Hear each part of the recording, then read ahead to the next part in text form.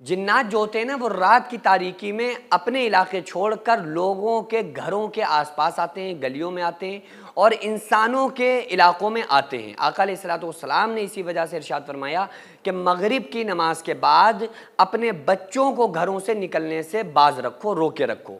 کیونکہ آقا علیہ الصلوۃ والسلام نے ارشاد فرمایا اس وقت وہ تمہارے بھائیوں کے وہاں آنے کا اور راستوں میں گزر ہونے کا وقت ہوتا ہے۔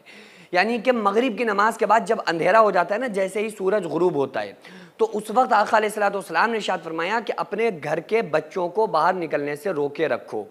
اب دوسری مخلوق سے بھائیوں سے مراد کیا ہے؟ یعنی کہ وہ جنات وغیرہ جو اپنے علاقوں میں رہتے کہیں ہیں، پہلے تو یہ زمین پر رہتے تھے جس طرح سے انسان رہتے نا، اسی طرح سے ان کی بڑی زیادہ، ان کی تو انسانوں سے کئی گنا زیادہ ان کی آبادی ہے، تو یہ رہا کرتے تھے دنیا میں۔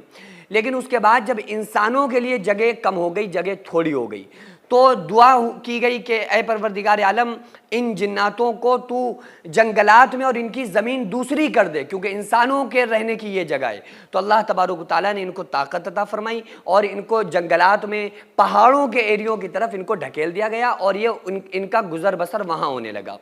یہ ہواؤں میں بھی معلق ہو سکتے ہیں، ہواؤں میں بھی رہ سکتے ہیں، زمین اور آسمان کے بیچ میں بھی رہ سکتے ہیں۔ اللہ تعالیٰ نے ان کو یہ طاقت اور قوت عطا فرمائی ہے۔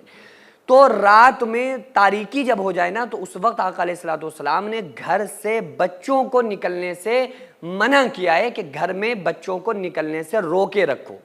اسی طرح سے ایک اور روایت میں آتا ہے کہ ایک حدیث کا مفہوم ہے کہ آقا علیہ الصلوۃ والسلام نے ارشاد فرمایا کہ دوپہر کے وقت اور سڑک کے اوپر خالی گلی دیکھ کر اپنے جھروکوں سے پانی نہ پھینکو، کلی نہ کرو، اور وہاں پر کسی کوڑا اور کرکٹ مت پھینکو، کیونکہ بعض مرتبہ ایسا ہوتا ہے نا کہ ہماری جو ونڈو ہوتی ہے، کھڑکی ہوتی ہے، وہ روڈ ہم نے دیکھا کہ خالی ہے، کوئی نہیں آ رہا ہے تو ہم نے کلی کر دی، یا ہم نے وہاں پر کوئی چیز پھینک دی، یا ہم نے وہاں پر تھوک دیا، یا ہم نے وہاں پر پانی ڈال دیا۔ تو حدیث کا مفہوم ہے کہ ہو سکتا ہے کہ وہ دوسری مخلوق جو تمہارے دوسرے بھائی ہیں ان کا وہاں سے گزر ہو، چونکہ ہم نہیں ان کو دیکھ پاتے ہیں، لیکن جنات انسانوں کو اچھی طرح سے دیکھ سکتے ہیں اور وہ دیکھتے ہیں۔ تو ہوتا کیا ہے کہ عام طور سے شریر جن بھی ہوتے ہیں، اچھے جنات بھی ہوتے ہیں، برے بھی ہوتے ہیں، انسانوں کی طرح ہوتے ہیں، کھاتے ہیں، پیتے ہیں، رہتے ہیں اسی طرح سے، جیسے انسان ہوتے ہیں اسی طرح سے جناتوں کی لائف زندگی ہوتی ہے۔ تو اس لیے اس وقت یہ کوشش کرنا چاہیے، اسی لیے بعض علماء یہ لکھتے ہیں کہ مغرب کے ٹائم اپنے دروازوں کو بند کر لو، اپنے دروازوں کو بند رکھنے کی علماء نے حکم دیا ہے۔ یہ بہتری اسی میں ہے کہ بھئی اپنے دروازوں کو بند رکھا جائے، اور رات میں جب آپ سوئیں نا تو اس وقت آپ کو ایک عمل کر کے سونا ہے۔ وہ عمل کیا ہے کہ آپ کو آیت الکرسی 2 مرتبہ پڑھ کے اپنے دروازوں کے اوپر ضرور دم کرنا ہے، ٹھیک ہے؟ اس کی وجہ کیا ہے کہ ایک مرتبہ حضرت ابو ہریرہ رضی اللہ تعالیٰ عنہ مال غنیمت پر آپ تھے، اور مال غنیمت کی دیکھ ریکھ کرنے کے لیے آپ نگرانی فرما رہے تھے کہ کوئی مال غنیمت کو لے کر نہ جائے، چرا نہ لے جائے، تو اس کی حفاظت میں کھڑے ہوئے تھے۔ تو ایک شخص آیا اور لمبے لمبے ہاتھوں سے جلدی جلدی اس نے اس مال غنیمت میں سے مال کو بھرنا شروع کر دیا۔ ابو ہریرہ نے آ کے پکڑ لیا کہ اے چور، چوری کرتا ہے؟ تو اس نے کہا میرے چھوٹے چھوٹے بچے ہیں، مجھے معاف کر دو، آئندہ میں ایسی غلطی کبھی نہیں کروں گا، میں کبھی نہیں آؤں گا۔ ابو ہریرہ نے کہا چلو ٹھیک ہے، تمہارے بچے ہیں تو جاؤ، آئندہ سے چوری مت کرنا۔ اگلا دن جب آیا نا تو یہ رسول اللہ صلی اللہ علیہ وآلہ وسلم کی بارگاہ میں آئے، تو آقا علیہ السلام نے فرمایا اے ابو ہریرہ، رات تمہارے چور کا کیا ہوا؟ تو کہا یا رسول اللہ صلی اللہ علیہ وآلہ وسلم وہ آیا اور اس نے مال بھرنا شروع کیا، اس نے بیوی بچوں کا احساس دلایا تو میں نے اس کو چھوڑ دیا۔ تو آقا علیہ السلام نے فرمایا اے ابو ہریرہ آج وہ پھر آئے گا۔ حضرت ابو ہریرہ فرماتے ہیں کہ میں اگلے رات پھر بیٹھ گیا اور دیکھنے لگا، کیونکہ وہ آج ضرور آئے گا، کیونکہ یہ آقا علیہ السلام نے فرمایا ہے۔ تو وہ بہرحال پھر آ گیا، پھر اس نے مال بھرنا شروع کر دیا، پھر آپ نے پکڑ لیا، آج ضرور لے کر جاؤں گا رسول اللہ صلی اللہ علیہ وسلم کے پاس۔ تو اس نے پھر کہا کہ مجھے مت لے کر جاؤ، میرے چھوٹے چھوٹے بچے ہیں اور میں آئندہ نہیں آؤں گا۔ تو ابو ہریرہ نے پھر چھوڑ دیا۔ آقا علیہ السلام نے اگلے دن پھر فرمایا ابو ہریرہ آج وہ پھر آئے گا۔ تیسرے دن پھر وہ آیا نا تو ابو ہریرہ نے پکڑا کہ آج تجھے کسی حالت میں نہیں جانے دوں گا۔ تو اس نے کہا کہ ابو ہریرہ آج مجھے جانے دو، لیکن آج میں ایک تمہیں ایسی تسبیح بتا رہا ہوں، ایک ایسا ورد بتا رہا ہوں، ایک ایسا وظیفہ بتا رہا ہوں کہ اگر آپ نے پڑھ کے مال پہ دم کر دیا نا تو آپ آرام سے سوتے رہو، آپ کو نگرانی کرنے کی ضرورت نہیں ہے، اور یہ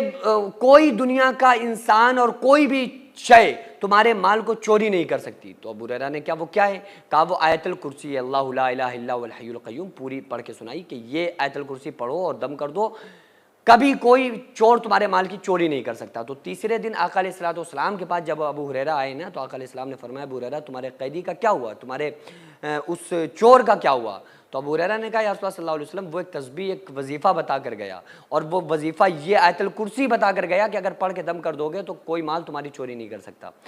کوئی انسان تمہارے مال کی چوری نہیں کرے گا اور تمہارا مال بالکل محفوظ ہو جائے گا۔ تو آقا علیہ السلام نے فرمایا اے ابو ہریرہ جانتے ہو وہ 3 دن تک تمہارے مال کو چوری کرنے والا شخص تھا کون؟ کہا یا رسول اللہ صلی اللہ علیہ وآلہ وسلم میں نہیں جانتا۔ آپ نے فرمایا وہ شیطان تھا۔ لیکن اے ابو ہریرہ دنیا کا سب سے جھوٹا شخص آج تم سے سچ بول کر گیا ہے، اگر تم نے واقعی اپنے مال کے اوپر یہ دم کر دیا، آیت الکرسی پڑھ کے پھونک دی، تو فرشتے پھر پوری رات تمہارے مال کی حفاظت کریں گے۔ تو اس لیے حدیث پاک میں بھی آتا ہے کہ اپنے دروازوں کو بند کرو تو آیت الکرسی اس پر پڑھو، پڑھ کے دم کر دو، تو وہ تالا جو آیت الکرسی پڑھ کے بند کیا جائے نا اس کو کوئی چور نہیں کھول سکتا۔ تو اس لیے جب بھی آپ اپنے گھروں میں لیٹنے چلے نا تو اپنے دروازوں پہ ضرور یہ آیت الکرسی پڑھ کے دم کر دیں، آپ سوتے رہیں گے، فرشتے آپ کے گھر پہ آپ کے دروازوں پر کھڑے ہو کے آپ کی حفاظت کریں گے۔ سینکڑوں ایسے غریب پریوار جو فاقہ کر کے زندگی گزار رہے ہیں، اور بہت سے ایسے مجبور لوگ جو غربت کی وجہ سے بیماریوں سے جوجھ رہے ہیں اور ان کے پاس علاج کرانے کے لیے بھی پیسے نہیں ہیں، تو ان غریب فیملیز کو ہر مہینے ہماری سوسائٹی راشن دیتی ہے اور ان غریبوں کا فری میں علاج کراتی ہے۔ تو آپ لوگ ہمارے ساتھ مل کر ان بیوہ عورتوں اور یتیم بچوں کا سہارا ضرور بنیں اور ان کے راشن اور دوا علاج کے لیے زیادہ سے زیادہ تعاون کریں، اور یہ ارادہ کریں کہ غریب کے بچوں کو انشاءاللہ بھوکا نہیں سونے دیں گے، اور ہر ہفتے ہر مہینے آپ لوگوں سے جو بھی ہو سکے